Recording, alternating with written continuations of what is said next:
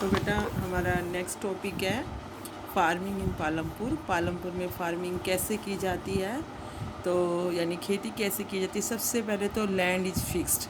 हमारी धरती जो है वो फिक्स है, वो घटती बढ़ती नहीं है। लाइक पालमपुर के अंदर जो है मेन काम क्या है लोगों का, फार्मिंग करना। और उसी फार्मिंग की वजह से जो है 75% ऑफ पीपल जो है इसी में ही लगे हुए हैं, फार्मिंग करने में ही। और उनमें कुछ तो जो है फार्मर हैं और कुछ फार्म लेबर हैं, यानी खेतों में काम करने वाले मजदूर।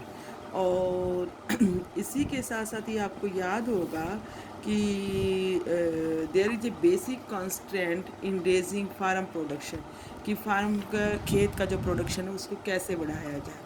तो धरती तो फिक्स है, लेकिन 1960 में पालमपुर के अंदर जो है वहाँ पर कल्टीवेशन की लैंड जो है थोड़ी बहुत जो थी वो बढ़ गई, और उसके बाद वहाँ बढ़ाने की कोई गुंजाइश भी नहीं रही। यानी जो वहाँ वेस्ट लैंड पड़ी थी, बंजर भूमि बनी थी, उसको कल्टीवेटेड लैंड में चेंज कर दिया गया। तो ऐसे क्या है कि भाई इससे धरती के ऊपर जब खेती की जाती है तो उससे कुछ हद तक वहाँ पर जो है प्रोडक्शन बढ़ा। तो स्टैंडर्ड यूनिट जो है लैंड को मापने की वो हेक्टेयर है, और 1 हेक्टेयर के अंदर कितना होता है, लगभग 2.5 किले। और ऐसे ही करके कहीं पर इसमें जो है लैंड को मापने की यूनिट जो है उसको बीघा कहते हैं, कहीं गुंठा कहते हैं। लाइक हमारे हरियाणा के अंदर किले कहते हैं कि इतने किले हैं। तो इसी टाइप से 1 hectare is equal to 100 metre का होल स्क्वायर, यानी 10,000 मीटर स्क्वायर 1 हेक्टेयर में होएगा। तो is there a way one can grow more from the same land, कि क्या कोई रास्ता है जिससे कि एक ही लैंड पर हम ज़्यादा से ज़्यादा प्रोडक्शन कर सकें। तो उसके लिए बेटा है, लाइक पालमपुर के अंदर एग्रीकल्चर जो की जाती है वो 3 टाइम में, 1 साल के अंदर 3 बार की जाती है। एक तो होती है रबी की, खरीफ, जो कि सर्दियों में उगाई जाती है, और एक होती है खरीफ की, यानी कि जो विंटर हमारी बारिश के मौसम में उगाई जाती है। और एक होती है जायद की, जो कि गर्मी और सर्दी के बीच वाले मौसम में जब खाली लैंड पड़ी होती है तो उसमें उगाई जाती है। तो यहाँ पर इसी टाइप से ही पालमपुर के अंदर भी, जो कि हम लोगों को ऐसे लग रहा है कि ये वेस्टर्न उत्तर प्रदेश का पार्ट है, उत्तर प्रदेश देश का वेस्टर्न पार्ट है, जहाँ पे खरीफ की फसल में लोग ज्वार और बाजरा उगाती हैं जो जानवरों के लिए यूज़ करती हैं। अक्टूबर और दिसंबर के बीच में वो विंटर सीजन में रबी की क्रॉप्स उगाते हैं, आलू वगैरह। और फिर इसको जो भी बचता है इनका फालतू का होता है, सरप्लस होता है, उसको जो है वो ये मार्केट में रायगंज में बेच देते हैं।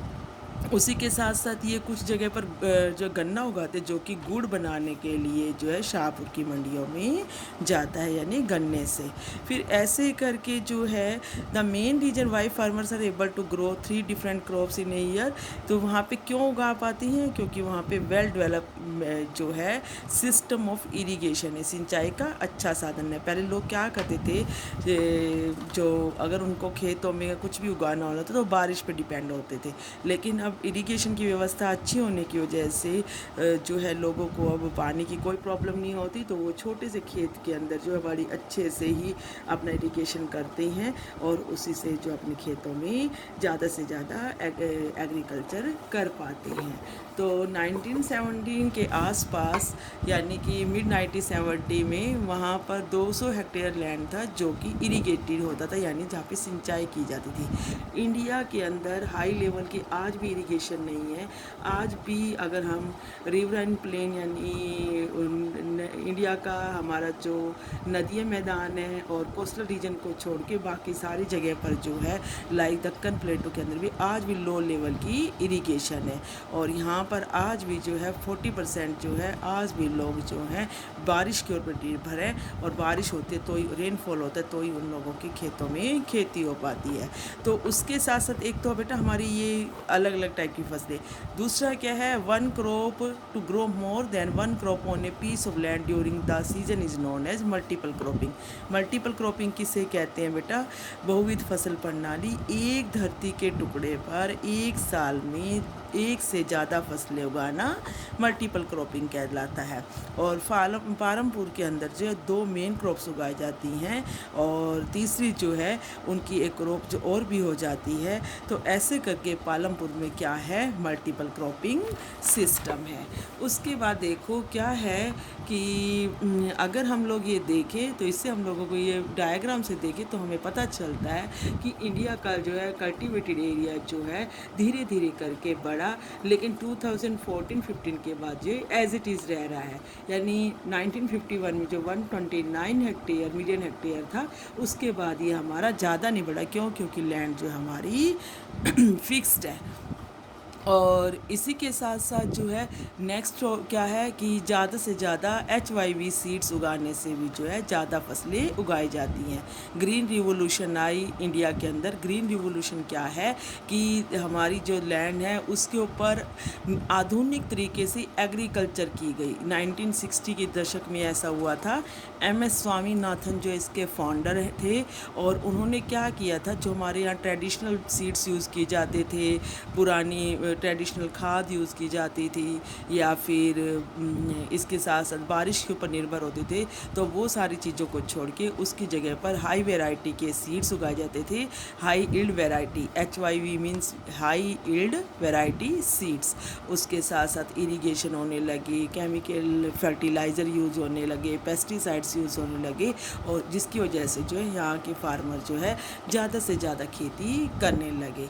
और फार्मर जो है पंजाब और हरियाणा के और वेस्टर्न उत्तर प्रदेश के जो बेटा है वो इससे भी ज़्यादा जो मॉडर्न फार्मिंग मेथड से खेती करते हैं, जिसकी वजह से यहाँ पे बहुत ज़्यादा ही प्रोडक्शन बढ़ा है। और इन्होंने कैसे करके पंजाब हरियाणा और वेस्टर्न उत्तर प्रदेश में प्रोडक्शन बढ़ा, HYV सीड्स यूज़ करने की सी और ट्यूबवेल यूज़ करने की वजह से इरिगेशन के लिए, केमिकल फर्टिलाइज़र यूज़ करने की वजह से और पेस्टिसाइड जो है यूज़ करने की वजह से। तो ऐसे करके पालमपुर के अंदर जो है ट्रेडिशनल वैरायटी की वजह से जो पहले जो बहुत ही कम 1300 किलोग्राम पर हेक्टेयर लैंड से अनाज उगता था, HYV सीड्स उगाने की वजह से 3200 किलोग्राम पर हेक्टेयर अनाज पैदा होने लगा। तो यानी कि लगभग हमारा 2.5 गुना, 3 गुना से थोड़ा सा कम। तो ऐसे ही करके क्या है कि उत्पादन बहुत ज़्यादा हुआ। अब हमारे पास बहुत ज़्यादा वीट ग्रेन्स ज़्यादा हो गए और फिर उसकी वजह से जो है हमारे पास जो है ये अपनी अपनी कंट्री के लिए यूज़ हो के सरप्लस भी बचा। सरप्लस क्या होता है? अधिशेष, यानी जितना हम लोग यूज़ करते हैं उसके बाद जो बच जाता है, जब उसको मार्केट में बेचते हैं तो वो हमारे लिए बहुत ज़्यादा बेनिफिशियल होता है। नेक्स्ट है विल द लैंड सस्टेन। तो इसमें क्या है कि हम लोगों को कि धरती जो है क्या इसको जो है हम लोगों को कोई और भी तरीका है कि जिससे जो है हम इसको बढ़ा सकें अपने उत्पादन को। तो क्या भूमि यह धारण कर पाएगी? यानी कि क्या है कि वैज्ञानिक कहते हैं कि अगर हम एग्रीकल्चर आधुनिक तरीके से करते हैं तो धीरे धीरे करके जो है हमारी लैंड जो है काफ़ी ज़्यादा इससे फ़ायदा हो रहा है। वहीं दूसरी साइड से जो है इसकी वजह से जो है सोइल फर्टिलिटी भी कम हो रही है। यानी ग्रीन रिवोल्यूशन की वजह से ज़्यादा धरती से पानी निकाला गया तो हमारे धरती के पानी में कमी हो गई। फिर ऐसे ऐसे जैसे ज़्यादा खाद डाले गए तो हमारी धरती जो है ज़्यादा से ज़्यादा जो है फर्टिलाइज़र डाले गए, केमिकल फर्टिलाइज़र, तो जो लैंड जो है वो हमारी ख़राब होनी शुरू हो गई, डिप्लेशन होने लग गया। और ऐसे करके जो है ग्राउंड वाटर लेवल नीचे चला गया, एनवायरनमेंट जो है पोल्यूटेड होने लग गया। तो हम लोगों के लिए जो है इन सारी चीज़ों का ध्यान रखना है ताकि फ्यूचर में जो है एनवायरनमेंट भी ठीक रहे और एग्रीकल्चर भी ठीक से रहे। तो ये एक्टिविटी आप सबको करके देखनी है। इसमें से आपको क्वेश्चन आंसर खुद से करनी है, बहुत इजी से हैं आपके ये क्वेश्चन आंसर।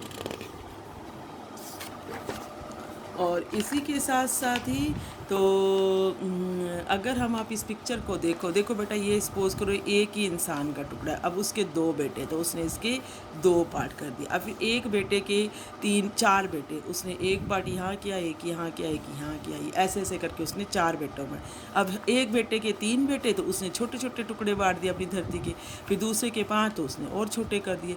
तो कहने का मतलब क्या है यहाँ पे कि यहाँ पे जो है कहने का मतलब क्या है कि पहले धरती ज़्यादा थी, धीरे धीरे धीरे करके उसके आगे बच्चे, फिर उनके बच्चे, तो उनमें लैंड बढ़ती चली गई और छोटे छोटे टुकड़ों में वो डिवाइड हो गई।